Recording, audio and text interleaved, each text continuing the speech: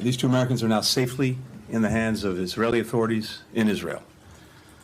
We expect the team from the U.S. Embassy to see them very shortly. Over the coming hours, they'll receive any support and assistance they need. And, of course, we're very anxious to be able to reunite them with their loved ones. We welcome their release. We share in the relief that their families, friends, and loved ones are feeling. But there are still 10 additional Americans who remain unaccounted for in this conflict. We know that some of them are being held hostage by Hamas, along with an estimated 200 other hostages held in Gaza. They include men, women, young boys, young girls, elderly people from many nations.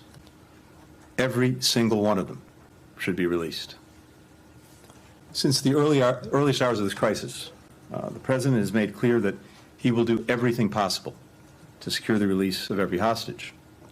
During my own recent travel to the region, I emphasized the urgency and importance of this to the United States and pressed our partners to do everything they can to help us secure the release. Since that time, we've continued to work relentlessly with partners to do just that. I can't speak publicly about the details of these efforts. I know you understand that. But the urgent work to free every single American, to free all other hostages, continues, as does our work to secure the safe passage out of Gaza for the Americans who are trapped there.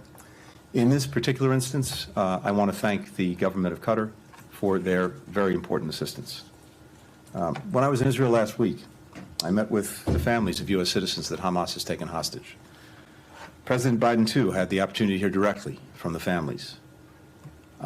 It's impossible to adequately put into words the agony they're feeling of not knowing the fate of their loved ones.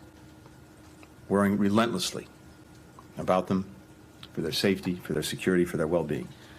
No family anywhere should have to experience this torture. What I shared with the families, as the President did as well, is that the entire United States government will work every minute of every day to secure their release, to bring their loved ones home. They have my solemn pledge, those who continue to have loved ones held hostage by Hamas, that we'll continue to do that, working as though these family members were our own.